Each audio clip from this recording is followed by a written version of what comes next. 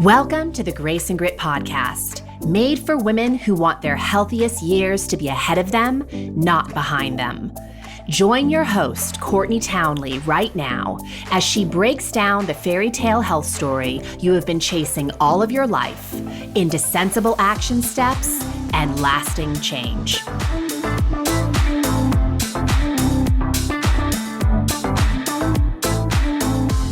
Hello, my friends, and welcome to the Grace and Grit podcast. This is your host, Courtney Townley.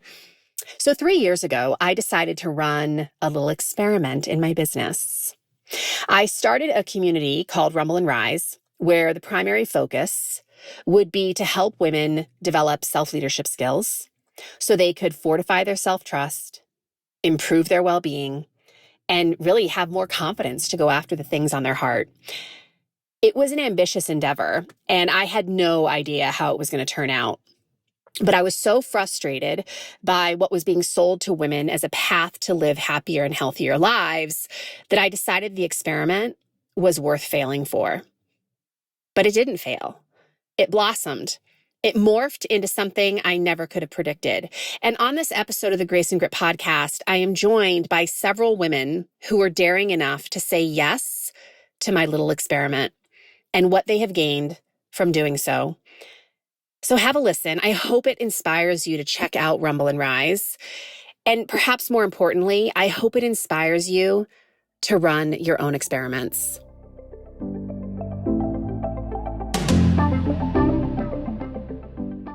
All right, ladies, welcome to the Grace and Grit podcast. Thanks for making time to be here today. Because there's four of you, I'm just going to go around and have each of you introduce yourself. Just tell us a little bit about you, your name, where you live, maybe what you do for work, and also how long you've been a member. And then we're just going to have a conversation about what it's like to be a member. So Natalie, why don't you start? Sure. So my name is Natalie Knight, and I live in Novato, California. And I am a homeschooling mom of two, and I also like to refer to myself as a domestic diva. And I've been a member of Rumble and Rise for over 3 years. Awesome. So good. Val, how about you? So my name is Valerie Thompson, and I live in Alabama. And I first stumbled upon this group because I am a health coach as well. And I love the idea of community. And so I needed support, just like we all do. And so that's where I found you. Love it. So good. Celeste? My name's Celeste, and I live in San Diego, California. And I am a physician here and also a competitive middle and long distance runner. And I've been a member of the group since it started, which I think was a little over 3.5 years ago. Exactly. Yeah. So longtime member. Stephanie, how about you? I'm Stephanie Lord Johnson. I'm an architect. I live in Edwards, Colorado, just outside of Vail, Colorado. And I've been a member for not quite a year, but like we were just saying, joined with Consistency Code maybe 3 years ago. Yeah, I think it was even longer than that. Like I know, it was a while. I think I found my old notebook a while ago. I'm like, maybe I should clean house a little more often. But I did find my sheets, so I still use those. Yeah, so. Awesome. So you're all midlife women, right? And I think we all know that there are some very unique challenges that come with midlife in that we're starting to look at maybe the level of responsibility we have in our life and maybe having to make some hard decisions about what might need to fall away to preserve resources for us. I know a lot of women are renovating at midlife or reinventing at midlife. And I don't know specifically what brought you into Rumble and Rise, but I would love you to maybe speak to what were you rumbling with specifically? Or another way of considering that question is what problem were you trying to solve? Does anyone want to start? I'll start. Okay, go ahead, Celeste. I definitely was attracted to the Grace and Grit podcast. So I was a longtime listener for that. And I related to the grit portion of it, but not so much the grace portion of it. So I was constantly getting lessons on how I can be more balanced internally with that. And I am a self-proclaimed goal-setting junkie. I love setting goals. I love going after goals, and I enjoy the process. But there's also a certain point where it's unsustainable. How many goals can you set in how many areas of your life something's got to give. And so I was realizing that as I was married and had a full-time career and had children and still wanted to compete, it was just overflowing. It was just too much. So what tipped me over the edge to join Rumble and Rise is the culture and the support. And for me in particular was functional goal setting of something that was achievable, because I knew how to achieve goals, but not in the big picture. If you give me a specific thing, I know how to break that down, but I'm just talking about the balance of life. And that's what was attractive to me. And that's what keeps me coming back. Yeah. It's interesting because I can totally relate to what you just said at the very beginning of sort of the grit coming more easily to you and rumbling with the grace side of it. I mean, that's definitely been my rumble throughout my lifetime, is giving myself the permission to pull back and the permission to rest and to sometimes not push so hard, which allows me to keep going. So yeah, well said. Who else? Yes, I totally agree with that. That's part of the beauty of the community, is because you do get to see so many different people coming from all different aspects. And I love to hear, because nobody is afraid of talking out, and everybody just is very supportive. And for me personally, it is the emotional part that we rumble with, right? Because no one ever has really given us permission to, be okay with not being okay. Totally. And Val, do you want to speak a little bit to what brought you into Rumble and Rise? Because you went through a pretty big life transition. Sure. So I was divorced about almost 6 years ago. And during that time, both of my boys left. And so I'm an empty nester now. And it's just kind of left me with, okay, now what's next? And I've been struggling as far as the emotional aspect of, how much do you move forward? There was a lot of guilt and shame surrounded by divorce and, always wanting to keep my children protected. But realizing that my kids are 22 and 20 now. And so sometimes they don't need to be as protected as I think they do. So yes, and giving myself permission to move on, that was a big thing. Yeah. Awesome. Thank you for sharing that. Stephanie, how about you? What brought you in? Absolutely. I think for me, what brought me back to the group or back into Rumble and Rise was really just struggling with, I'm going to say straight up stress, or as we say in Rumble and Rise, overwhelm. Yeah. Just constantly trying to keep I'm going to say my life headed in the right way with a joyous energy, because I have an amazing job, but it's super demanding. And how do I stay at an even keel? And I really find that the Rumble and Rise format, like everybody just said, the community is fantastic, but was really helping me manage my life so I could enjoy it instead of just grunting through like, oh God, another hard day. It was really, how do I come back to managing my time so that I can really enjoy that part and enjoy my whole life. So that was really my Rumble. I love that you bring that up, because I think that so many women are wrestling with normalizing the hard, right? Yeah. That life is hard and there's all these responsibilities and maybe this is just the way it is. And yet also kind of knowing deep down that there is a joy that we're missing and that we kind of deserve and that we want to have in our life in order to make it a really pleasurable experience. Yeah, I think the other part too is, I just look at it like also like fitness coaching and everything else. There's this beauty of having a resource group to help your mental state. And it's like, I made a commitment when I signed up that I was going to do 2 meetings a month. And God bless, we have so many. So it was like 2 times a month I should be able to attend this. Yes. So in the same way you were saying that it allows me to push at the other time. So it was a really great format.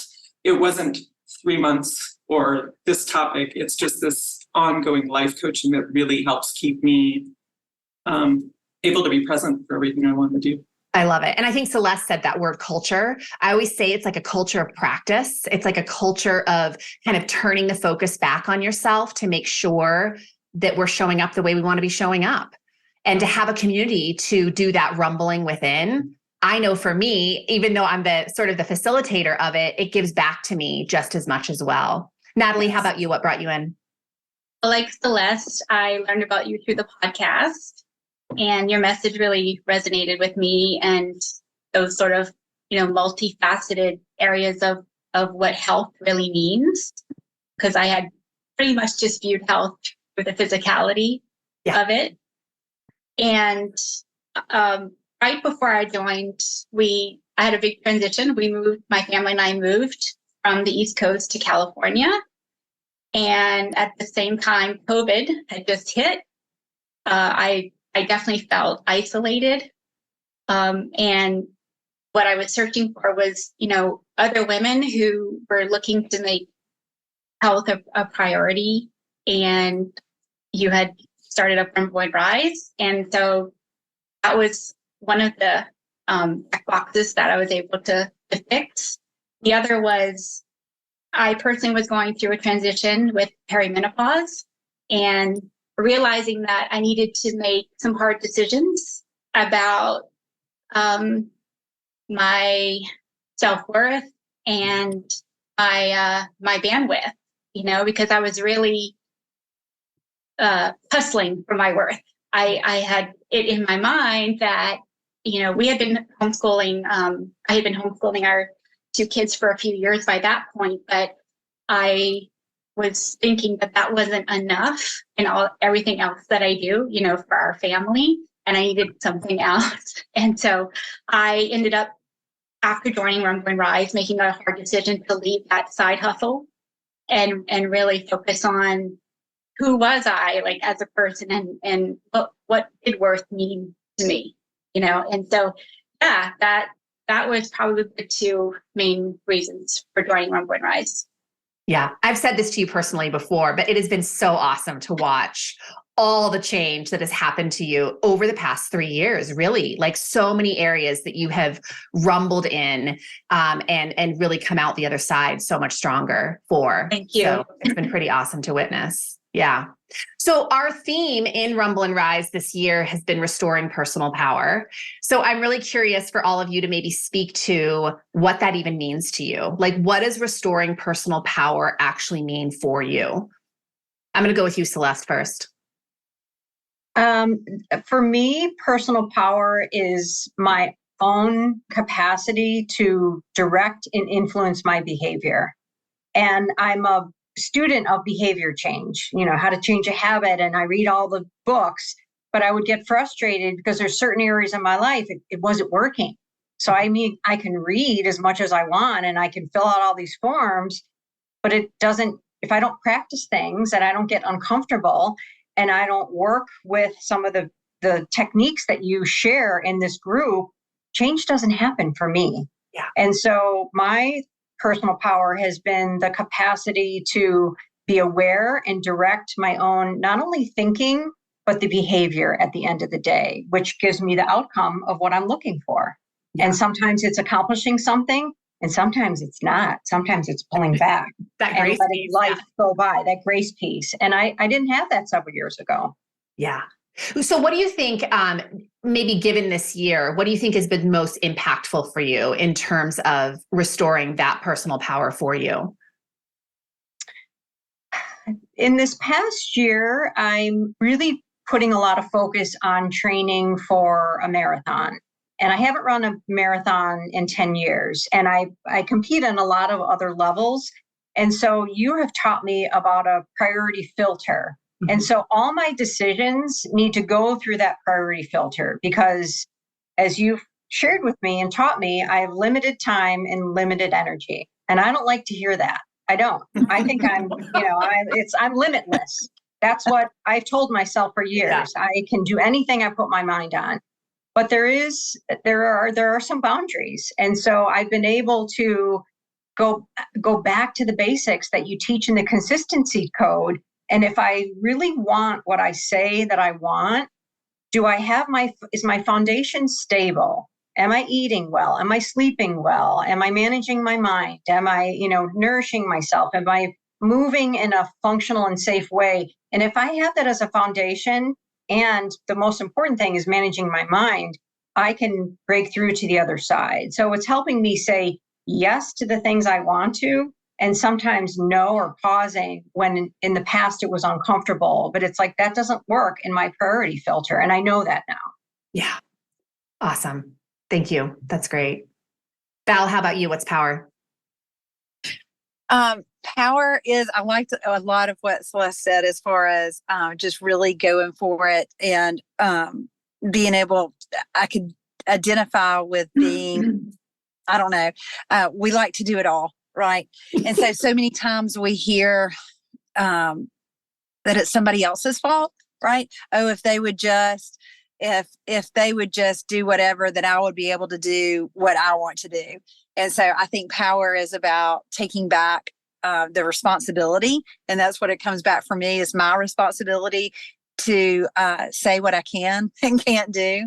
And so I had a lot of that people pleaser in me. And it was really difficult for me to set boundaries because I felt like I was letting people down. And so that was power for me, to set boundaries. Love it. And be okay with those boundaries. And be okay. Yes. And maybe be okay with other people's disappointment about your boundaries. Yeah. Yes. This is something that I wish that we could really get to that 20 and 30-year-old age group, when they're first starting out with moms. Gosh, what a powerful story that would have been. Right. And you said something earlier too, that, we want to do it all. And I think that there is a piece of that for sure. Like we're excitable creatures. We want to do all things, but there's also a pressure that we should do all things. And I think a power comes from really discerning what's most, like what Celeste was saying, what's most important to me right now at this point in my life, because I do only have so many resources. And so where do I want to dedicate those resources? Absolutely. Yes. Great. Stephanie, how about you? What's power? My power that I came up with, our statement, had to do with just being in integrity. Yeah. As Val said, disappointing people and giving hard news. And, I'm usually good cop. So being bad cop is not a role that I'm very comfortable with. Yeah. However, it's so really to be able to settle in and be in integrity means that I can speak my voice with kindness and heart and joy, but still be strong, because people are always like, puffing up. And I'm like, that's not me. I'll get beat up worse if I go in with, fists up, because that's not who I am. So how do I do that in integrity? And, sometimes it's the simplest little thing to say, or to say it with grace and kindness, but still have strength behind it. So that's really been something I've worked a lot on this year. And I just had an occasion where I didn't say something so benign, literally the simplest sentence. And I actually went back and did a whole thought module on it, because I was like, why at 55 can I still not just say something? This is, and it's because, and it helps take that story away. It's, well, this is how you did it. And this is the story you're telling yourself if you say something negative. So let's try to start thinking about this different. And a negative comment does not mean you have a negative outcome. Right. And that has really been very helpful to stay in integrity and stay in my power, and to do all the things like Val saying, to set boundaries or say good things or whatever it needs to be. But that's really where I've sat. And it's a really easy word for me to go, ooh, I feel a little funny. Yeah. Okay, that's because I'm not in integrity. So what do I need to do? What needs to be said, or how do I need to say it to come back to myself and feel like I did my best in this moment in time? Yeah. And extending yourself the courtesy of saying it at all. I hear you saying, saying it with grace and kindness, but also saying it, letting the words leave my mouth. And because I think this is a big rumble for so many women, is we play nice. We just stay quiet. We don't say the things that are really on our heart. And then we go and drink or eat or do whatever we're going to do to try to numb all that friction that comes from not being in integrity in that moment and saying the thing. There's a huge grace component, because I was actually thinking when you were asking, why did I join? Well, I had a little bit of that breakdown moment where I spoke publicly about something really personal to me, and I didn't handle it on a professional level. It became very personal and emotional, and it was just a trigger. And it was like, oh my God, I was so embarrassed that I cried at this public meeting. And people were like, thank God you did. Thank God you did, because you got the message across. You let it be known, this is personal. This is our home. This is our space. This isn't, and I was like, so it took a lot of work mentally to go, oh, that was an okay thing. and I'm just learning how to do it. Right. And so the next time I did it, it got a little better. I'm still a little like touchy about it, but it's like, it's instead of it taking me downward, it's actually been a way to go, well, the only way you're going to get better is to do it. And then to work through why you have all these negative connotations for doing that or crying about it or whatever. And how graceful other people were to me, I didn't have the same grace for myself. Yeah, which is always fascinating. Yeah. Thank you. Natalie, how about you? Yeah, it goes to what you were just talking about, Courtney. So for me, personal power is self-trust and authenticity. So trusting myself that I know what's right for me, regardless of the voices around me. And it took me a long time to get there. Yeah. And living authentically and, having the difficult conversations that need to happen and pursuing what's important to me and trusting that, I'm going to be okay. So tell me this, like what skill set, because I think that lands for so many people listening is this lack of self-trust. And by the way, especially in the health and wellness space, I see women trusting themselves in a lot of other spaces, but when it comes to their own self-care, it's like they don't trust themselves at all, which is madness to me. And so my question to you is, what skill sets do you think you were missing that weren't fostering self-trust? Like, what has made the difference over the past 3 years in terms of like skill sets and practices that have helped you reestablish that? Sure. So, the consistency code, right? Because that framework, if you follow it, it reinforces that if I follow through with what I say is important to me and realign when I need to, it gives me proof that I can do it, whatever the thing is. Yeah, I can trust myself, to do it. So, and I would say, the accountability challenges that you do also, because like the one we just did, powerful aging, and, you can ask us some tough questions in there, really make us think and kind of dig deep, and these questions are necessary to live authentically, and get to a place where you're showing up for yourself.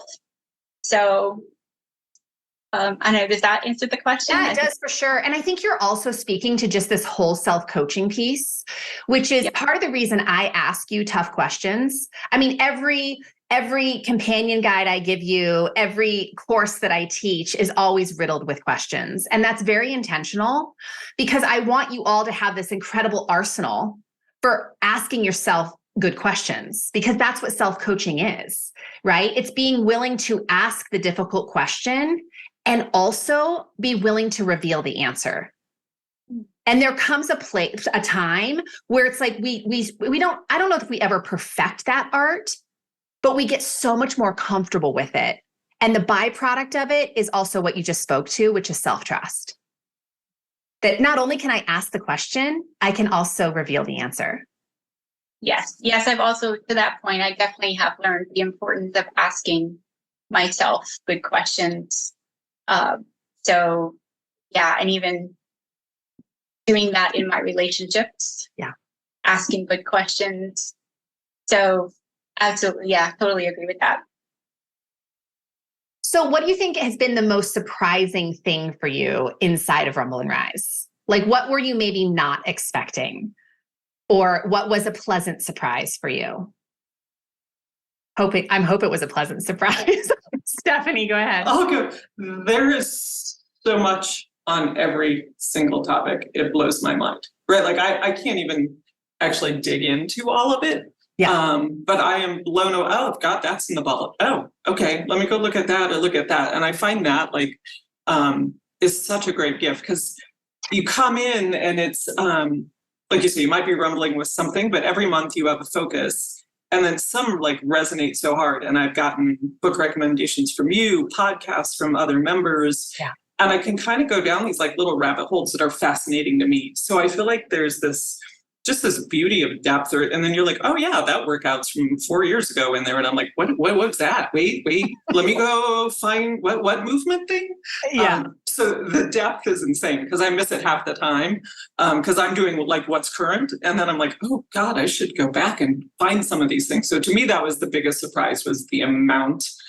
Like I could go anywhere and there's always something for it, right? Like, Yeah. So I think that for me, that was the biggest gift. And then also just like, I think like any group, the ladies are amazing and who shows up and who brings what. And some days you're just blown away by the depth of sharing of people that even if that is not your topic or your rumble, you walk away just going, well, okay, alrighty. I think I'll be able to eat my carrots tonight. That lady just, think I can handle my little trouble today. But I mean, so that has really been amazing when people open up at that level, that it changes you, even if that's not your story. Yeah, I think that is such a big piece, is kind of normalizing that rumble. And we can't do that without community. Right? We can't do that without being vulnerable in front of each other. And I think that the community definitely offers an awesome platform for that. And the other thing that we like with how many resources are available, like I'm always, sort of coaching new members, like don't use that as a reason to get overwhelmed. Use it as sort of a support mechanism that no matter what I'm rumbling with, there is something here that can help me. And if you need direction from another member or from me, like certainly we can lead you to what you need to find. But the process of being inside of Rumble and Rise is really a practice of picking your focus for the month. Where are you up leveling yourself this month? Or are you just kind of working on maintaining status quo for yourself? It could be either or. What's your strategy for doing that? And then let's use the support materials to help support that, right? To help feed that. But yeah, it's definitely, even though there's a lot of resources, we certainly don't want to overwhelm your brain. And there's opportunity for that if you let it. Yep. Yeah, so good. Celeste, what was surprising for you?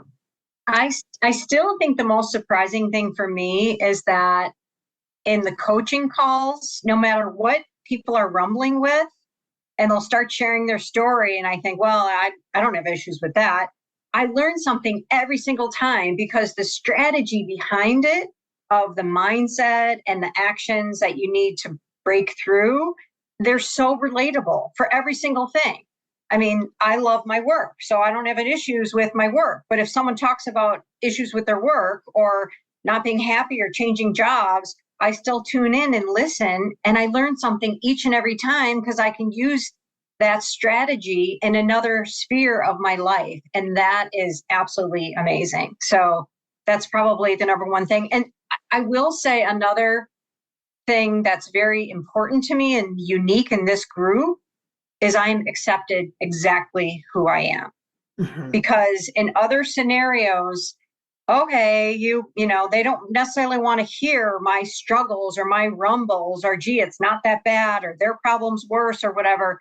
If it's important to me, if this is my rumble, I can be very honest with it and be true and authentic to who I am and feel support from the group. And not like, well, what are you complaining about? That's important to me because there's other arenas I've not felt safe in, and my problems are minimized, and it's my problem. It's my perspective. So I don't necessarily need to share everything. So I feel very safe in this group, which is important to me, and accepted. Yeah. And that's important to me too. So I'm really glad you feel that way. Natalie, how about you? Anything that's surprising? Totally agree with Stephanie and Celeste. And just to emphasize, have definitely been surprised by the level of vulnerability and no judgment. Yeah. Full stop. Yeah, because really, right, like we all talk about inside the consistency code, judgment is just going to shut everything down, right? Whether it's coming from yourself or coming from someone else. So everything in this space is like an air of curiosity. Like, why do you think that happened? Why do you think you're showing up like that or not showing up to do the thing that you said you would do? Right. And it's practicing that. Go ahead. I think also you find out, like you say, it may not be your topic, but you're like, oh my goodness, what how could I help her? What are and you have so much grace so that when you come to your own rumble where you have no grace for yourself, or we're all getting better at it, you're like, oh, maybe I should be as nice as I was listening to this other person tell their story. Like, it's just a rumble and or a story we've told. So I find that I'm like, oh my God, I'm just this person. You're marvelous. Why are you, being so hard on yourself? Yeah. And then I'll do my turn to talk, and I'll be exactly as hard on myself. So it's a good moment to practice that little bit of like, oh, right. Okay. Yeah. I'm not being as nice as I'm being to the other person just speaking right now. So. Oh, it's so true. I do find that. Yeah, Courtney, the level of support both from you during a group coaching call, one-on-one, but within the group coaching call environment, but also support from the rest of the members. Yeah. Yeah. So I have definitely felt that the whole time.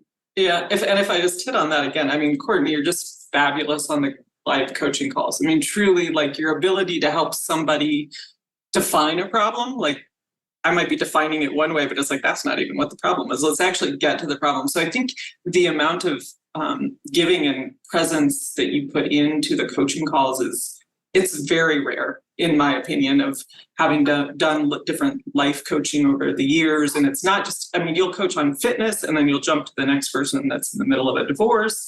And then, and like Celeste was saying, it's all applicable. Yeah. It's all applicable, whether I'm struggling to get my green juice in or I'm struggling with my relationship. And so your coaching on that is so valuable. And to get that twice a month is just, it's worth a lot. I mean, just to have that mental boost. And when you hear you ask the questions or phrase the questions, you get better at, like Natalie said, you just get better at it yourself of, oh, wait a minute. If I was going to ask Courtney this, what would she say? Yeah, well, not that.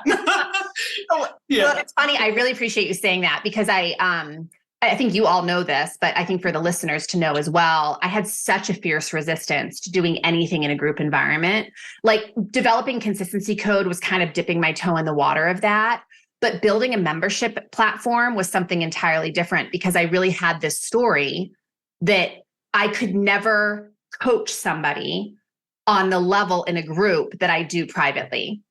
And doing this whole process, going through this whole experience, has completely countered that belief, right? Because what I saw was, okay, it's not just about the way that I'm coaching, but it's also that you're all there normalizing this conversation and having input and sort of supporting each other through it too. And I never could have seen the value of that had I not been willing to take the risk of, well, let's try it. Let's run the experiment. Let's see what happens.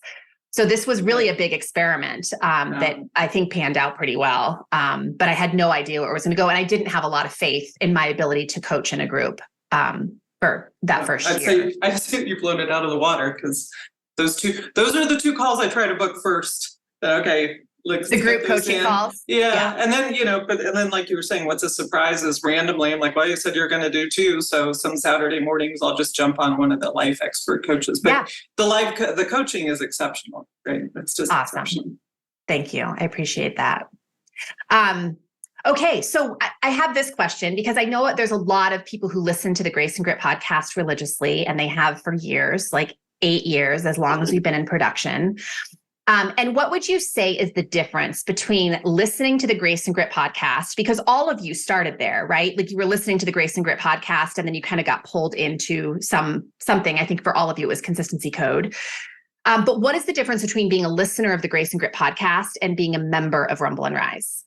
Like, how would you explain that to somebody? Because people listening to the Grace and Grit podcast, I think, do feel that they get a lot of value and a lot of help on that show.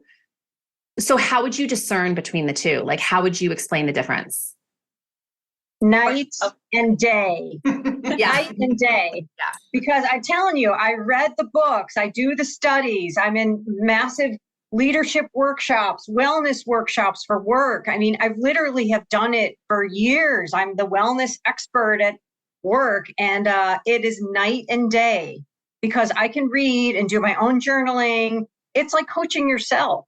Yeah. I need an outside individual in a group to catch my blind spots. Yeah. Because I can't see it. I was continuing to loop the same cycle, and saying, I know what to do, I'm just not doing it. I mean, how many times have the women said this in this group? I know what to do. Yeah. And there's times where I didn't want to come to the coaching call because I know what to do and I don't want to hear it.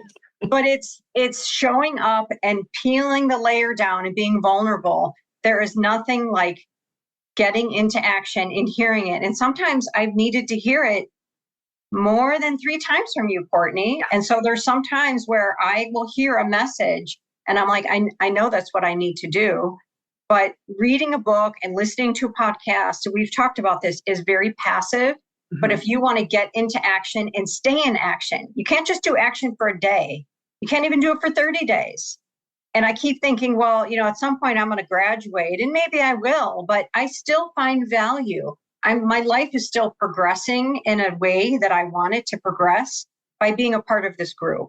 Yeah. That's why I haven't cut loose yet. Yeah. So night and day, in my opinion. Awesome. So glad to hear that. And I'm glad you spoke to that because I was going to ask, 3 years as a member, why are you still here? And I think that is a part of it for a lot of people, is that we are always evolving and growing and the tools are still relevant. And so we keep practicing. Natalie, do you want to speak to that? How would you explain the difference? Yeah, I mean, it's the membership group is where the rubber meets the road. Yeah. Just like what Celeste was saying. And, putting these practices into action with accountability and support and the learning that happens, it just very, very different. Yeah. Yeah. I also want to say though, because for all of you on this call, like you're all very active members. And I think that is truly what makes the difference, right? Because you could come into Rumble and Rise as a passive member. People do, right? They never come to group coaching calls. They never actually put pen to page on the companion guides. They're not actually practicing the skill sets. They still have that mentality of coming into the space and just absorbing, and somehow by osmosis, it's going to change them as a human. And you all know that that's not how it works. So if you do decide to come into the space, we have to make the commitment that I'm actually going to apply the suggested exercises, at least run them as an experiment to see what works and what doesn't. Celeste, what are you going to say? I'm glad that you brought that up, because I was thinking of that as Natalie was talking, is individuals can be a member of Rumble and Rise and be a fly on the wall. You can listen to all the coaching calls. You can listen to everything. You can, download all the workbooks and worksheets. You can fill them out or not. And there's been times where I did not want to go to a coaching call. And I said, I'm not going to share. I'm just going to listen. I'm just going to listen because I wanted to be a participant. It's paid membership. I'm going to get my money's worth. I'm going to show up. And I was like, not going to share. And sure enough, I share. And it's like, doggone it. It pushed me over that little, I got uncomfortable. You want to grow? You got to get a little uncomfortable, but it's in a safe environment. I mean, it couldn't be any safer, but I want to grow. I want to continue to grow. Mm-hmm. So this is the safest environment to show up and to share and to learn from others, to connect with others, to support others. You will grow. It's just, we're all moving through this together, but to be a member and to be passive, it's, you're not getting your money's worth. I'm just going to say that. 100%. I 100% agree. And I think to that too, though, just like Celeste saying, I mean, you get a pick. I mean, that's which works for me because I can't, right? Like my commitment to myself was you got to do 2 calls a month, period. Right. Yeah. You can pick them. There's enough choices. And that means I'm participating in those 2 calls. But some people can make 6, some make 1. You could do a worksheet. You could do the challenge that month. So sometimes I do the challenges, which are 2 weeks, which I was laughing because like sometimes I make it to the first weekend and then I don't quite make it back on the rest of it. So sometimes I have to be very specific. No, I'm going to do all 2 weeks, right? And so it gives me those structures that are really simple to do that. So sometimes on those topics, I do that 2-week challenge, not just because it's like, stay with it, think about it again. You have to write something, which for me is very helpful. If I actually write, it really registers different in my head and my psyche. So I think that's what the cool part is like Celeste, I may not speak on that one, but I can participate and be active And even if it's just doing the worksheet or, nobody there knows if I fill out my timesheet at home, but I literally think from 4 years ago, the calendar I have now is because it was the first time I ever was like, well, how am I going to know what I'm going to do this week if I don't actually schedule this out? When am I going to work out? But it really is that participation and choosing what works for you. That's why I was saying before, like there's so many different ways. So you got to pick, how does that slide in with this month's going on? And you ask us about our month so I can actually look at my whole month. Yeah, I love that you bring that up because there are so many levels of support inside the community and everybody learns differently and everybody's massive action is going to look very different. The other thing is only you ever know why you're showing up the way you're showing up, right? So I could maybe not see someone on a group coaching call, but they're actually not showing up because they're really leaning into their commitment for the month of like restoration and really kind of doing that work. So I like the thing that I'm always directing us all back to is, do you like the way you're showing up? How are you showing up? And do you like your reasons? And, as a member, as long as you can say yes, great. Like just keep doing what you're doing, keep doing what works for you. But if it's not working, then maybe consider a different path or trying something else on.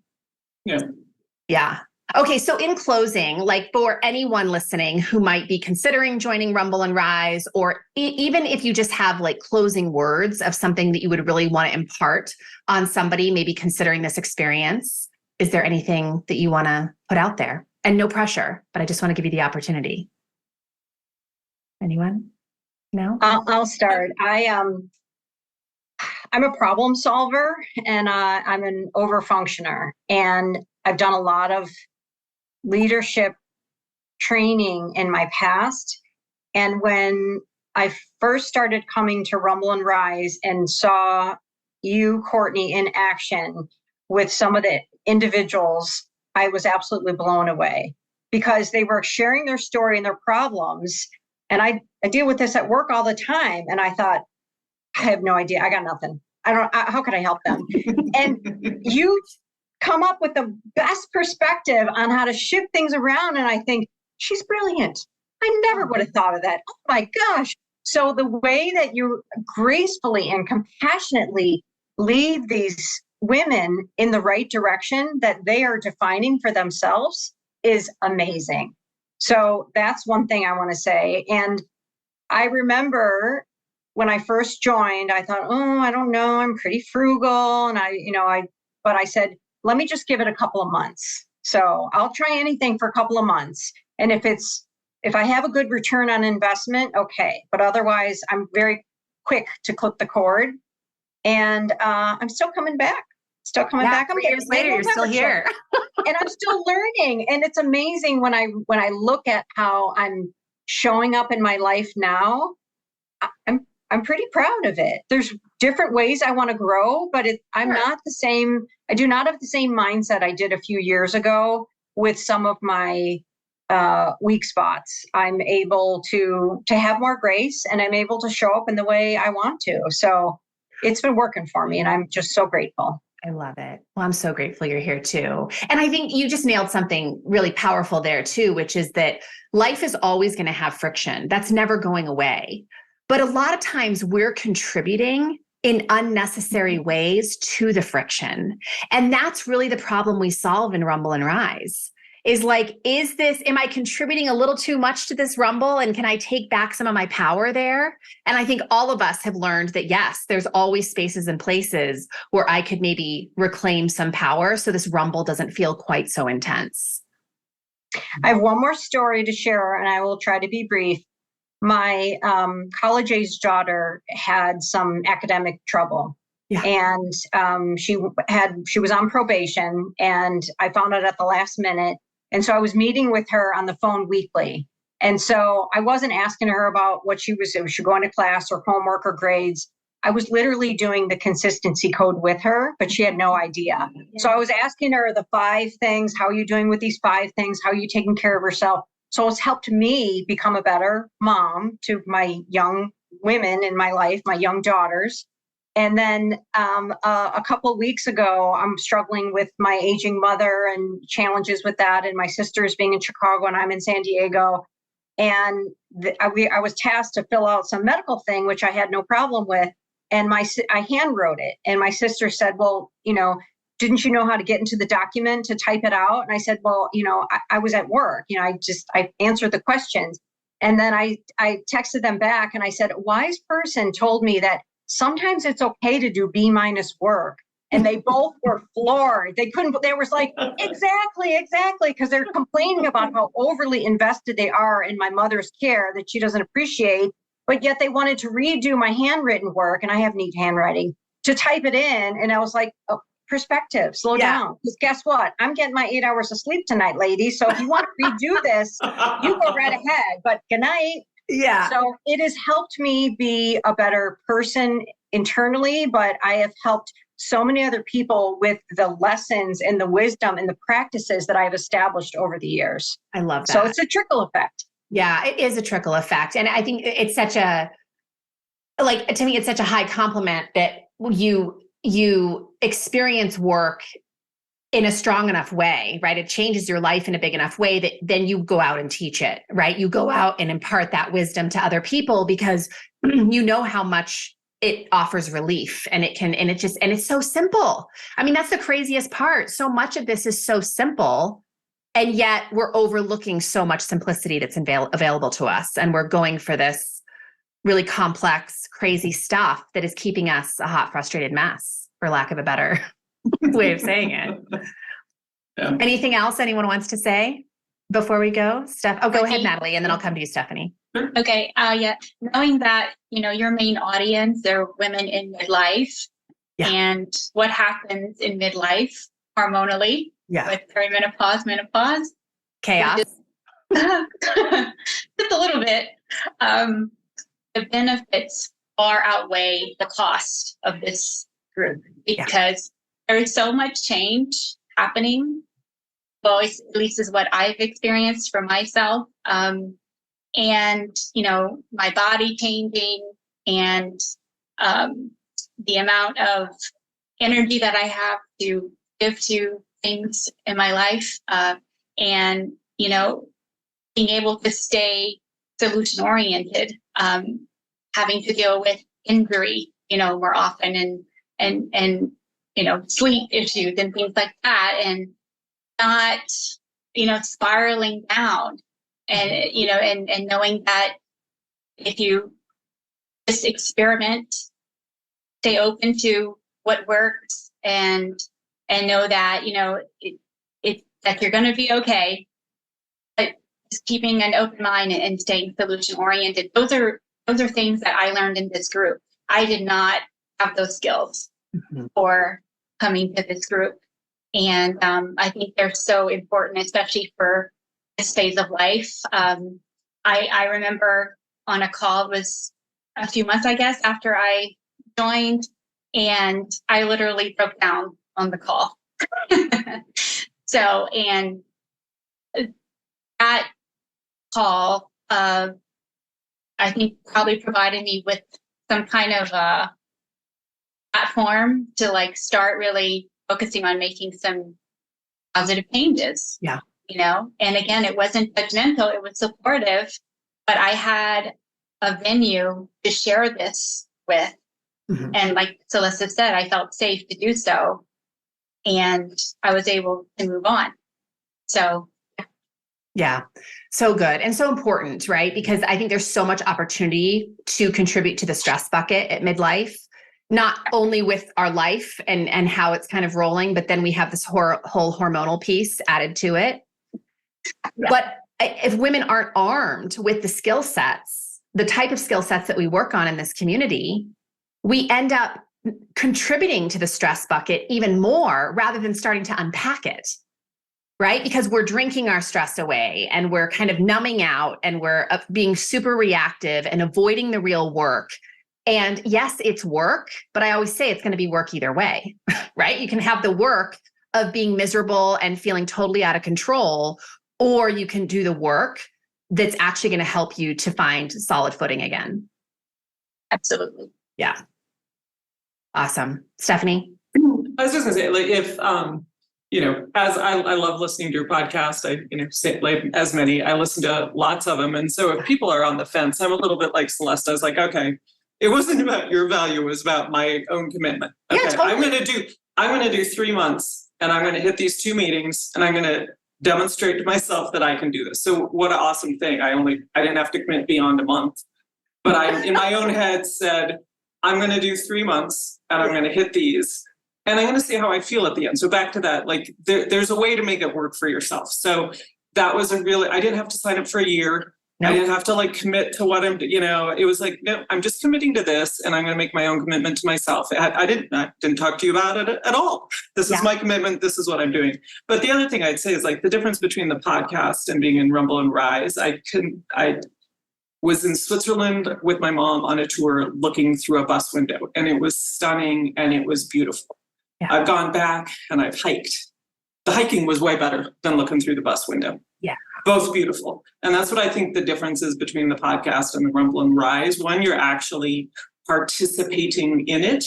And one is just marvelous and beautiful and great, but it's not the same as when it comes into your psyche and your being. And that's what I think the difference is between being in the group and just listening to a podcast. Because those are great. Yeah.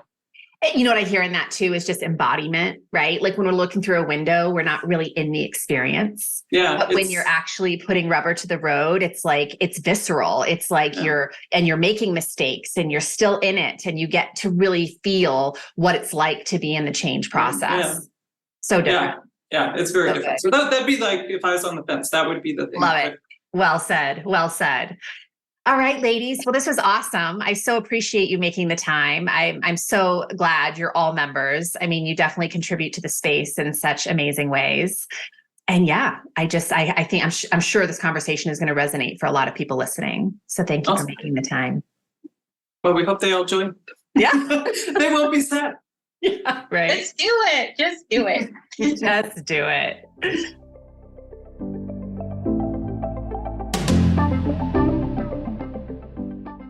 If you enjoyed this podcast today and you too would like to be a part of a community of women who are learning to rumble with more grace and rise with more ease, I would love you to come join us inside of Rumble and Rise. You can check out all the details and register by going to graceandgrit.com/ready to rumble. I hope I see you on the inside.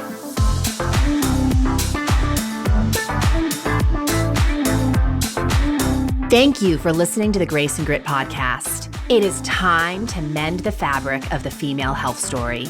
And it starts with you taking radical responsibility for your own self-care. You are worth the effort. And with a little grace and grit, anything is possible.